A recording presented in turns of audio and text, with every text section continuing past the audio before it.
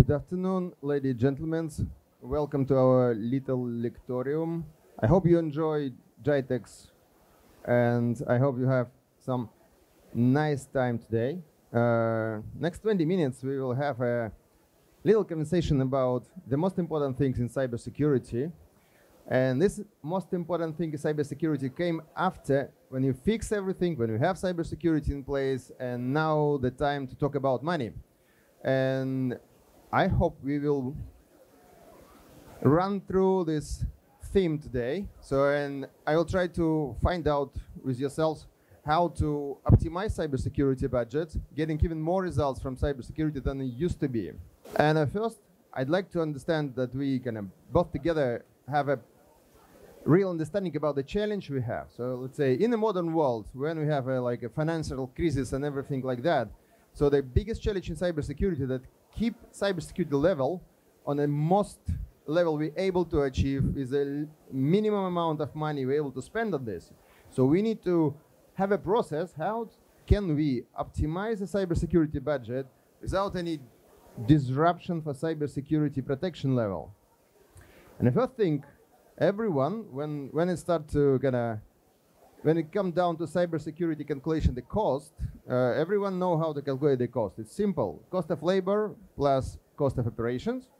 And it's very basic, informative tool how to measure your cybersecurity costs. When you are a little bit higher maturity, you can add OPEX. So let's say you spent for infrastructure a couple of years ago and now you wait for depreciation. Those costs can also be included.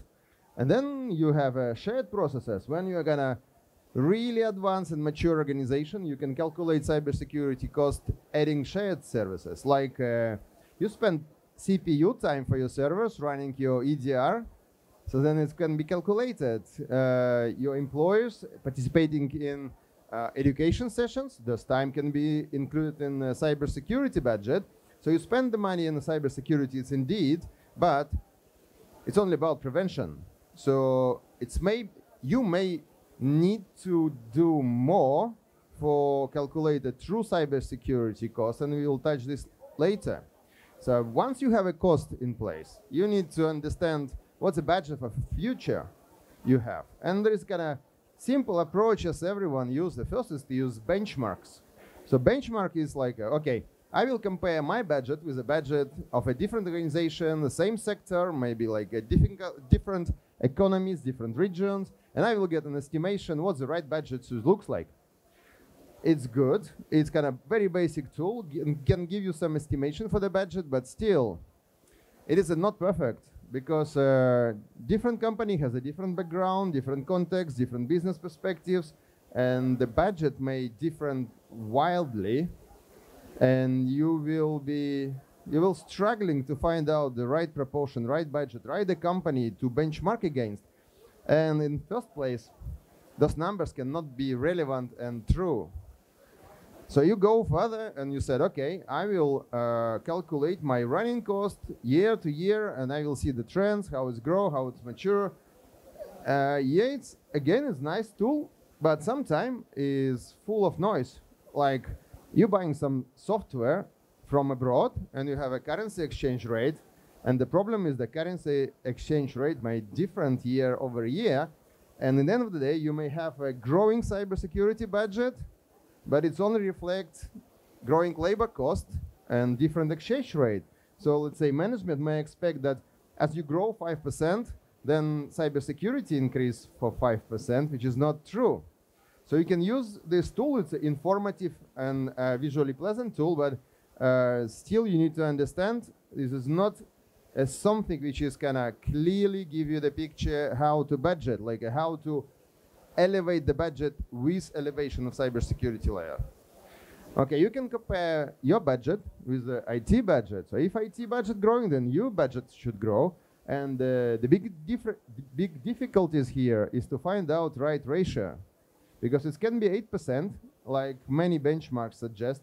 It can be 12, it can be 15, it can be 20, but in the end of the day, you need to find out this right ratio. And it's a difficult thing.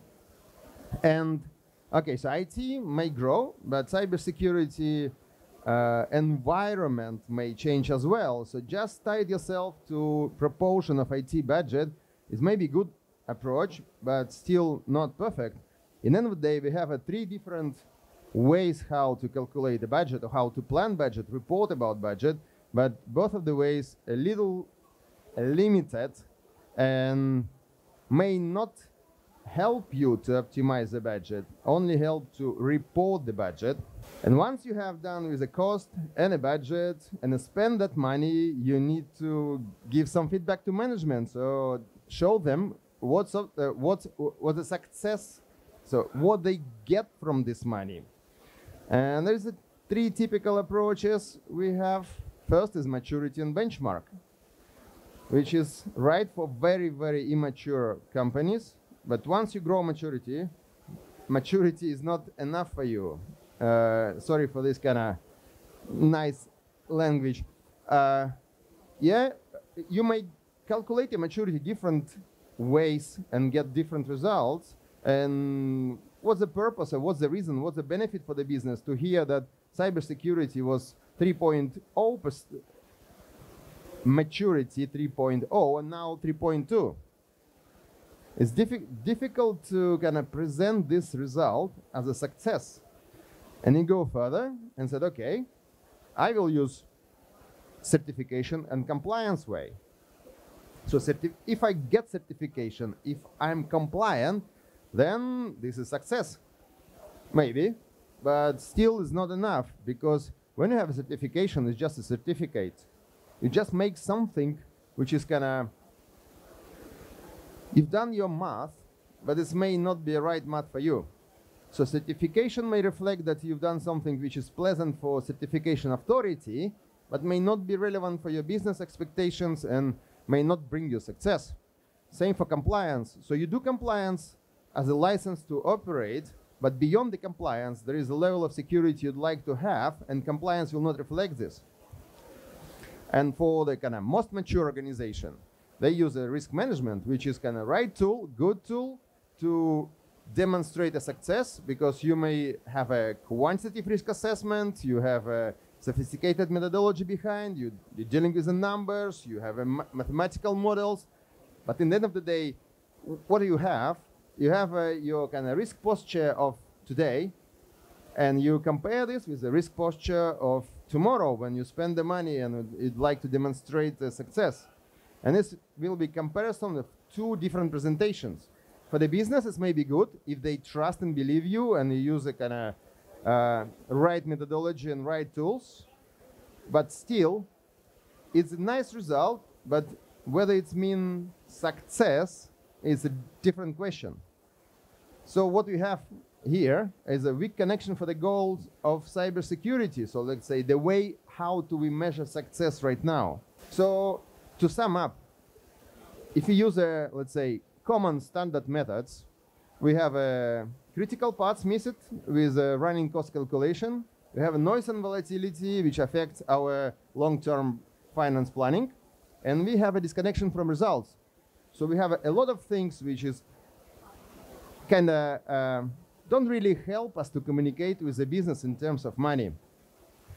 In a positive technology, we think that there is an approach how to break the seal, how to move forward, and there's three steps. First is add missing part to your running cost calculation. It's kind of very simple example on not a cybersecurity related one, but if you have a business which is kind of where you have a freight car or let's say just truck and you deliver the goods, and your business depends on whether the car is in a good condition or not. So you spend a lot of money for preventive maintenance. It means that you do the maintenance in the right time just to prevent the fail of this truck and to do the like a corrective maintenance. But what's the problem? If you do this preventive maintenance often, you spend a lot of money, you don't have any, let's say, failures, but you spend a lot of money. So let's say your value of this car will depreciate it.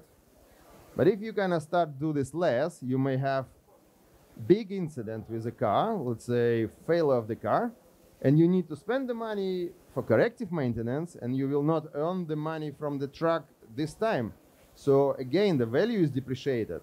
And what we actually propose for the cybersecurity managers is to add this potential losses from cybersecurity non-tolerable events into your calculation of running cost.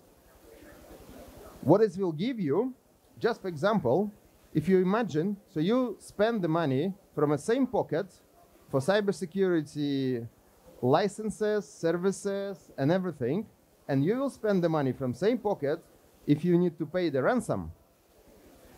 So it's good proposition for the business to spend a little bit more for cybersecurity and a little bit less for ransom. In the end of the day, when you start calculating two numbers together, you may find out that there is a sweet spot, so optimal zone, when you will increase the spending for cybersecurity, simultaneously decreasing the potential spend for your kind of incident recovery and ransom payment and, let's say, fines and prosecution. So this will help you to kind of have a chat with the business. Yes, we're increasing costs for information security, but actually we're decreasing the total cost of ownership because we're decreasing potential loss of incidents. For, let's say, proof of cyber resilience, so as I said before, there could be risk management, maturity, certification, but actually the goal of cybersecurity is to keep your company resilient. And resilience means that you're able to do your business as usual while you're under severe cyber attacks.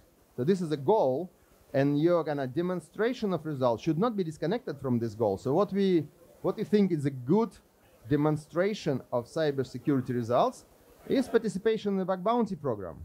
So actually you just give a bounty proposal for the white hat hackers. They will try to get this money out of you, and once they will able to realize, or let's say bring to you these non-tolerable events, you pay them for the knowledge how to fix this problem, and it's like beneficial for you. So basically, if you sustain with the bug bounty program for some period of time with the high stakes for the bounty, you can use this to demonstrate the business.